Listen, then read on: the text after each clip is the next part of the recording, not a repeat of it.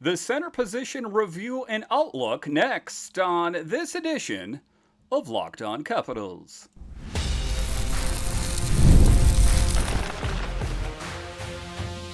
Your Locked On Capitals, your daily podcast on the Washington Capitals. Part of the Locked On Podcast Network, your team every day. Well, hello and welcome into this edition of Locked On Capitals, part of the Locked On Podcast Network, your team every day. My name is Dan Holme. I've covered the Capitals for the last 3 seasons for Locked On and various other outlets before that. I'm also the host of the weekly show called The Capitals Minutecast, available wherever you find your podcasts.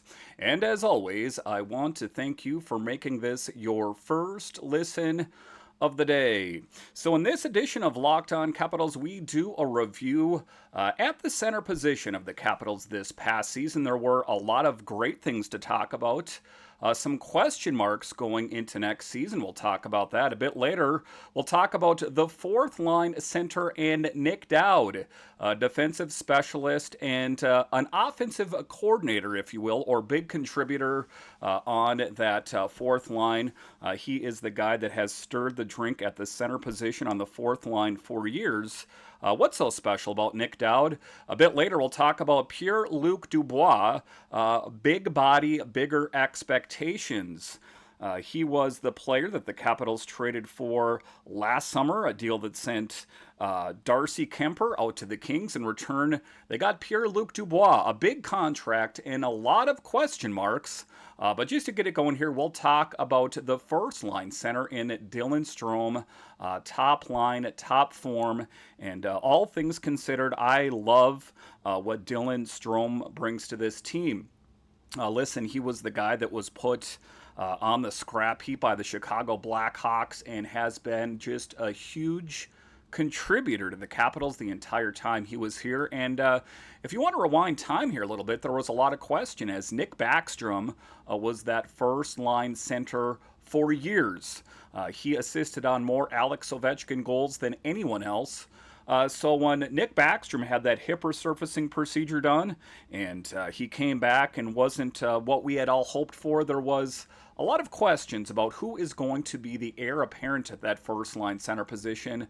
And I think it's safe to say Dylan Strome made that position his own and has really thrived in that position. And, ultimately, like I've said, the Chicago Blackhawks loss is the Capitals gain.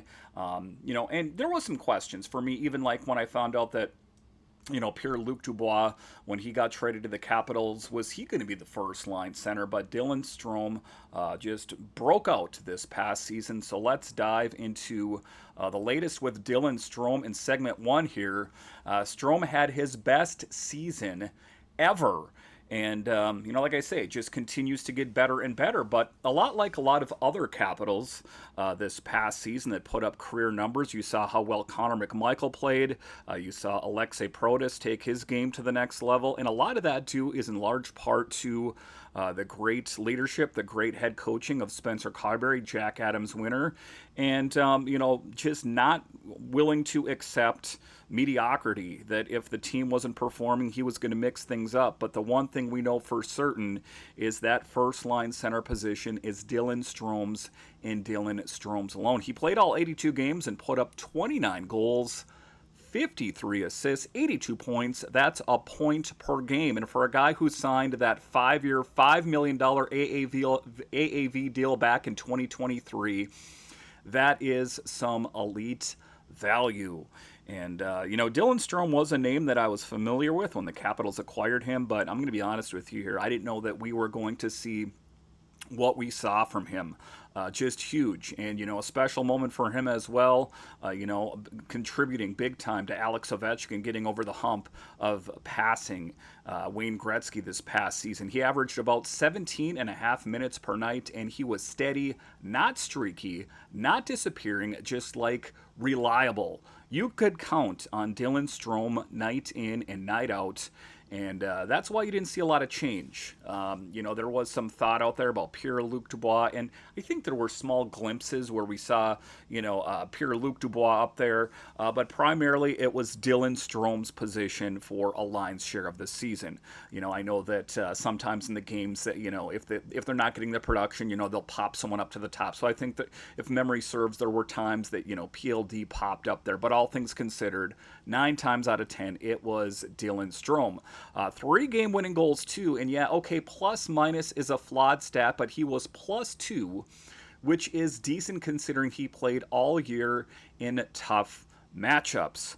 And there was a lot of expectation on him, to do great things. And one of the things that Alex Ovechkin said, the greatest goal scorer of all time, is that there were some questions. He said this on Breakdown Day, not this past season, but the season before, that he felt like the center position was a bit of a turnstile. That it's great that the Capitals had Dylan Strome in-house, and that's a big thing here. So, the crazy thing is I remember fans being skeptical of Dylan Strome being here. Was that the right idea? I think that has paid off big time for the Capitals. So, in the first round against the Canadiens, yeah, I know, not the most threatening team. He had 2 goals, 7 assists, 9 points in 5 games. So not too bad, all things considered, for Dylan Strome. And, much like a lot of other players on the team, I think that we were hoping for more. You take a look at the Canadiens. It wasn't a formidable opponent like the Carolina Hurricanes were, but, it was still a team that was playing in the playoffs. And ultimately, it wasn't as easy as anyone thought. Overall, in the postseason, though, a big contributor, and that's ultimately what you're looking for in a first-line center. And, to dive into the weeds here a little bit, I tried to keep it a little bit more for your average Caps fan, but his 5-on-5 Corsi was 48.85, which it's okay, not dominant. His expected goals were a touch under 50, and his high danger chances were just under as well. So he was hovering in that good but not elite territory during the regular season. But all things considered, I think he did a great job. And, like anything else, was there a better option out there? Are there better centers out there? Yes, but I think that Dylan Strome was an absolute game changer. But, you take a look at it in the playoffs. His high danger chance percentage jumped to 57.14. So, when the games mattered more, he got to those tough areas. And, the ultimate competitor, he is the guy that likes to dive into the deep analytics of the game. Like, if you talk to him, he can tell you his stats, but like a lot of the other stats of the players in the league around him, just an absolutely great player and a great addition to this team, all things considered. I think that, like I said, there was some question about him if he was the right guy, but I think that he has answered all of those questions. And it's not just that, though. I think that he is well liked by his teammates, which I know, isn't something, that's necessarily easily quantifiable. But I think it's important that, that the players that you play with like you, and he is a likable guy, and kind of holds that odd title of, on the Capitals team that it doesn't matter what player they acquire, they come here. Are you familiar with any of the Capitals on this team? Yeah, I played with Dylan Strome, or I was his roommate. That he is well liked, and he's been there and done that. But it's not just those kind of things. It's about the endorsement. The head coach and Spencer Carbery as well. He said after round 1, he straight up grouped Strome in with Ovi, Wilson, and Logan Thompson. Said he deserves recognition just like those guys. So quite a vote of confidence. And, he just did an outstanding job this past season. And I don't think that there's anything really more than we could have asked for him. I guess, I would say just like a lot of the other players in the playoffs that, we had hoped to see more from them in the playoffs, especially in that second round where the Capitals got handled quite easily by the Canadiens. But I think that is true for a lot of the players on the team. All right, so coming up here after the break, we will talk about Pierre-Luc Dubois. One of the risky moves that Brian McClellan said last summer, that if it's the right move and there's an upside, but ultimately a risky move, was the risk worth taking? I'll discuss straight ahead.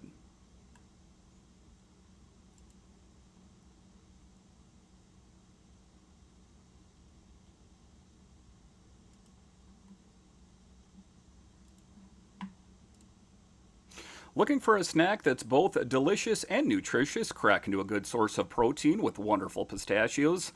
Wonderful Pistachios is one of the highest protein nuts. Each 1 ounce serving has 6 grams of protein, giving you over 10% of your daily value. Plus, they're packed with fiber and better for you unsaturated fats to help you keep feeling fuller longer. And now that is my go-to snack that I reach for oftentimes at lunch. I bring a lunch and I look in there and I'm like, it's not what I had hoped for. Sometimes you make a lunch and you think it's what you need, and then you're hungry on your break and you're like, I'm going to reach for a donut, or I'm going to reach for a bag of snacks. But since I found Wonderful Pistachios, they fill you up and you feel better about eating them. And personally, I love the no shells variety. It's the perfect grab and go snack for busy days, whether I'm snacking at my desk on a road trip or just need a quick protein boost. They're always my go-to snack. And if you love cracking open every shell for that satisfying crunch, the in-shell options are, well, a classic favorite as well. So get snacking and get cracking with a snack that packs a protein punch.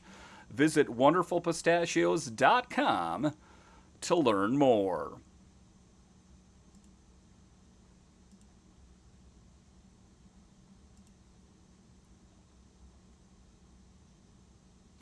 All right, welcome back into this edition of Locked On Capitals, part of the Locked On Podcast Network, your team every day.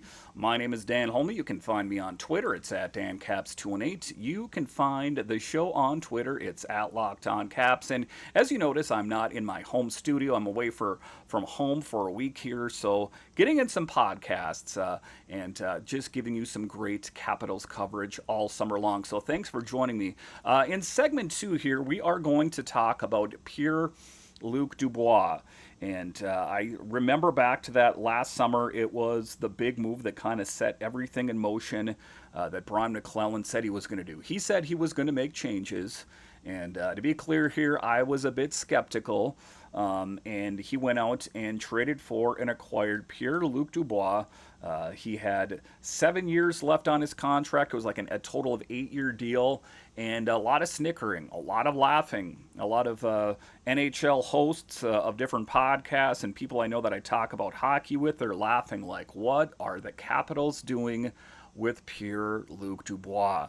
And all things considered, to those people, I tell them that I think he had an off season in LA. I think he was misutilized. I think he was underutilized. But just like I spoke about in segment 1 with Dylan Strome and a lot of the different other players, that there is a rapport and there is a confidence that Spencer Carbery puts in his players. And that confidence, another thing, not easily quantifiable, but you saw what it meant. You saw Connor McMichael talk about confidence and Alexei Protas and what it meant. And, I think for Pierre-Luc Dubois, he was looking to add, restore confidence in his name, that he was perceived to be a great hockey player kind of before that hiccup with the LA Kings. You saw what he did with Winnipeg and Columbus, that all things considered, his trajectory and what was expected from him was rather high. So I think he thrived in this environment, and you take a look at what he did on the second line. I think that he elevated the game of Connor McMichael and Tom Wilson or Protas, or the different players that cycled through on that second line at that right wing position, but ultimately I think elevated their game and what made them that much better. So let's dive into that in segment number 2. We're talking all things PLD in this segment here, and all things considered, broad brush, I like what I saw from him. You take a look at it. The second line, it's a little bit more complicated. We saw Connor McMichael, who had a bounce-back season, and but the questions, like I talked about, going off the top of the segment here. Pierre-Luc Dubois was a huge off-season swing. One of the risky moves that Brian McClellan said. The Caps traded away Darcy Kemper and took on that massive 8-year, $68 million deal, $8.5 million per season. And that's some of the things that people talk about. Was that the right idea? How well, we liked what we saw from him last year, but what are we going to think, 3-4 years from now? I don't want to live in the future, but what I saw from him last year, I liked. Again, kind of like, Dylan Strome and these other players that I talked about, I was hoping to see more from them in the playoffs. But all things considered, during the regular season, he was lights out. And to be fair, he wasn't bad. Actually, he had a career high in points, 66, and assists, 46, threw in 20 goals too. So yeah, on paper, pretty pretty good. A good leader, a good defensive, offensive player, and a guy, like I said, that I think elevates the game of the players around him. He took on tough defensive responsibility so that Strome could focus on driving the offense on the first line. And, that was the thing. To start the season, I was hoping for more. He got off to kind of a slow start in the goal-scoring department, got in quite a few assists, so I like that. But there was some question for me as well, was like, is this the right guy? He's not exactly lighting it up in the goal-scoring department. But, once he got going, once he got comfortable, once he got, familiar with his line mates, I think he did an excellent job. So, he was doing the dirty work. But that's a big but. The playoffs were rough. Just 3 points in 10 games, no goals, and honestly, I barely noticed him at times. So that's the hard take in this. I'm not going to just tell you about all the good that I saw in these players. I'm going to also do my part to say things that I think they needed to work on. And, in the playoffs, like I'm talking about, there was some questions. There were some questionable penalties. I think that, he struggled a bit with discipline in the playoffs, but I think the Capitals, the team, was frustrated that in round one against the Canadiens, it wasn't as easy that as I think a lot of people had hoped for. That, despite the end result, right, that if you did watch the series, at points, there was a pretty good pushback from the Canadiens. Ultimately, the Capitals were the better team as they moved on to the next round, but I think that they struggled, and Pierre-Luc Dubois did not play some of his best hockey in round 1 or 2. But, I think that what we're going to need from him is just, like I said, from a lot of the other players, that when it's their time to shine, in a league of what have you done for me lately, and I'm talking about what have you done for me lately in the season and the postseason, that we need to see him step it up. He averaged 82 PIM per season over the last 4 years. That's like a penalty per game, and a lot of them were just dumb retaliation stuff. He gets hacked or chirped, and then he snaps. And, some of that's good, some of it's bad. When I take a look at that advanced analytics, when I say that he retaliated, sometimes he's standing up for a teammate. Sometimes he's standing up for himself. And I think that it's easy to say, watching this on your couch or maybe watching it at the game and you're not vested in the game as much as they are, that what are you doing? You're losing your focus. That I do agree that he needs to work on his ability to rein it in at times, but at times I think it is warranted. The one thing I like about Pierre-Luc Dubois, a huge frame. And, not afraid of mixing it up at times. So there's some good and bad that I like about it. I think the big frames on the Capitals, I'm talking Protas, Wilson, and Pierre-Luc Dubois serve the Capitals well. And you take a look at Ryan Leonard, a guy that's growing into his body as well. It is quite something. And I think Tom Wilson gets heat for that too, as far as getting too involved. But Wilson balances out with physicality and intimidation. The thing that I like about Tom Wilson, just in comparison to big frames that sometimes are lumped together just because of retaliatory stuff that, Wilson in his younger day got over-involved, but I think he's matured, and I think kind of grown into it. But, I think that the advantage that Wilson has over Pierre-Luc Dubois is he has a lot more more skills in his tool set, if you will, that he is a great leader, the future captain. I don't think that's too disputable. Can put up big goals and, also kind of looks out for the younger guys as well. You're not going to push around anyone on the ice. You're going to have to answer to the sheriff, Tom Wilson. But the potential's there. He's big. He's skilled. He's physical. But if he can keep his emotions in check, that's going to be something to be worried about. Big picture, 30,000-foot view, I'm not too worried about it. Like I said, I'm just, taking a look at the good and the bad. And those are some of the things that I think that he needs to work on.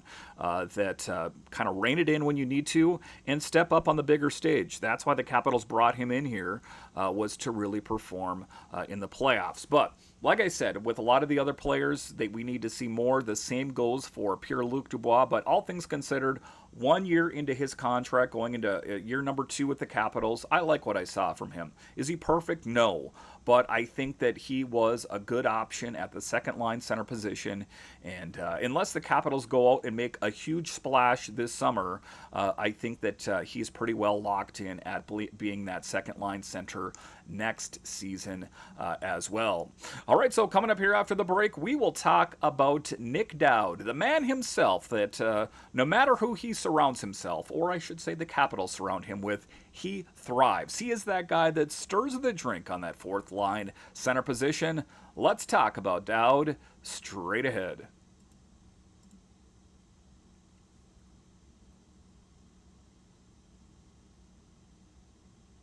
All right, welcome back into this edition of Locked On Capitals, part of the Locked On Podcast Network, your team every day. The best way that you can help grow the show is to subscribe to Locked On Capitals on YouTube and comment anything down below. So in the final segment, segment 3, we are talking Nic Dowd.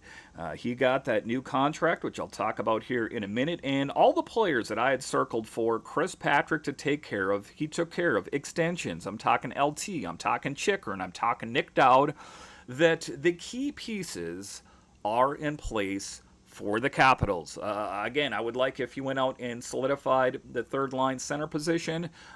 If it's not Connor McMichael, but the one steady, the one constant at the fourth line is Nic Dowd is going to hold it down. And with that new contract extension, he will continue to add stability to that line for seasons to come. So let's dive into that in the third segment of this show as I am breaking down the center position, kind of a review and outlook. So let's finish with the man on the fourth line, Nic Dowd. And wow, what a year for the 34-year-old guy. 34 years old. I think that's ultimately why he didn't get as long or as much term to his contract. Played all 82 games, which he's never done before. Put up 14 goals and 13 assists for a career best 27 points. And another guy that continues to grow. Another guy that sometimes boils over a little bit. But like I said, it doesn't matter who he's surrounded with. He thrives. But he got rewarded. And ultimately the right thing to do. Because there is no heir apparent for that fourth line center position. It seems like, well, couldn't you just call up a guy from Hershey? It's a fourth line center. If you're saying that, you're not too familiar with this team, as the fourth line at times is huge. Two players in particular, I know it kind of cycled through, but the constant, the big performers on the fourth line were Duhaime and Dowd, and they all look to be back. I guess there's some question about Duhaime, but I would expect Duhaime and Dowd for sure to be back in the fall. But like I said, he got rewarded, signed a 2-year, $6 million extension in April, and Caps GM Chris Patrick called him an integral part of this team, which he is. And if you know, you know. If you watch the Capitals, you know the huge role that Dowd plays on this team. And it's interesting, Dowd's always kind of been known for his defensive game. And here's an interesting stat here. He took 88.9 of his faceoffs in the defensive zone. That's kind of absurd if you think about it. That tells you how much Carbery trusts him. That it's fourth line, and you may as well put that in quotations, or you may as well kind of just put that, as just a label. It really doesn't mean anything. That oftentimes that fourth line is tasked with doing some big things. He averaged 234 of PK time per game, fourth most among NHL forwards, your go-to shutdown guy, and that is what we love about Dowder. Huge. That said, he did set a career high in penalty minutes too, 56. A bit of a theme of the centers, if you haven't noticed. But, they're passionate players, I guess is what I'm going to say. And if you've watched Nic Dowd play, he is a passionate player. He cares a lot. He did draw 18 penalties, which is decent, but the increase in PIMs is something to watch as he gets older. And, a prized piece of the Capitals for certain. If you take a look at not this summer, it was the summer before, that there was, all the big insiders were talking about that expect Nic Dowd to be on the move as the Capitals were going into what appeared to be just this tear down to the studs. Of course, we know that wasn't the case. The Capitals actually thrived, and the last team the year before to qualify for the playoffs, the first team this year, that a lot changed. And in tomorrow's show, I'll talk about how the Capitals were kind of the blueprint for the Metro Division and the Penguins in particular. But so that's the big thing there. So what caused the offensive bump? Was it confidence? Was it matchups? Maybe a little more puck luck? That's the kind of thing I'd love to hear from you guys. I think that ultimately, kind of like a lot of the other players, that he thrived under the systems of Spencer Carbery. And I know that Carbs was here the year before, but it took a while to get acclimated to his systems, to fully buy in. And the thing of it is it's different players. The season before, we didn't have Pierre-Luc Dubois, Chikrin. We didn't have Logan Thompson, these kind of guys. Connor McMichael and Alexei Protas weren't the kind of players that they were. So I think, it was the makings of a perfect storm in a good way for the Capitals to do great things. So wrap it up here. Dylan Strome is the 1C. No question. Pierre-Luc Dubois, solid, all things considered. But, if I had to say things he needs to work on, kind of the praise, punish, praise, I guess you would say discipline. And Nic Dowd, defensive rock with a little offensive to boot. Sometimes a lot of offense, but all things considered, he is tasked with great things. And 9 times out of 10, he delivers. We love our centers. And to wrap it up here, it's a 3-segment show. The third line center position is up for grabs. Front runners, of course, Connor McMichael, who played that second line left wing, I think is a front runner. Unless the Capitals go out, or let's say Hendrix Lapierre just totally dominates. Don't really see that happening, but crazier things have happened. So Connor McMichael, I kind of have penciled in at home who is going to be the third line center. Again, we don't know what Chris Patrick might do. He might go out there and just totally uproot that whole third line and say, I've seen enough. I don't want any question marks. I want a team that can perform. But from what I know right now, that's kind of the lay of the land and how I see things shaking out at the center position. But I'm already excited about training camp this fall. All right, once again, I want to thank you for joining me on this edition of Locked On Capitals, part of the Locked On Podcast Network, your team every day. When you're done here, head on over to Locked On NHL, as they have you covered 5 days a week, available wherever you find your podcasts and on YouTube. All right, once again, I want to thank you for joining me on this edition of Locked On Capitals, part of the Locked On Podcast Network. It is your team every day. My name is Dan Holme, and I'll talk to you again next time.